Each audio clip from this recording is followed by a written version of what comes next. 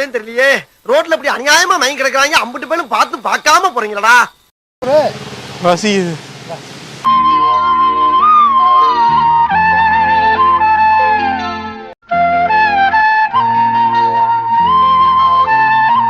அதெல்லாம் சாப்பிடலையா? சரி.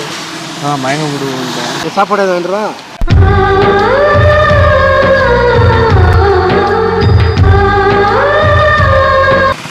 இந்த ரோட்ல நிறைய வண்டி போகுது, இந்த லாரி போகுது. என்ன பண்றது, மனசு கேட்கல. சரி நான் சாப்பிட்றேன், நீங்க வந்து இப்படி உட்காருங்க. நான் ஊட்டி விடுறேன், நீ ஒரு வாங்க.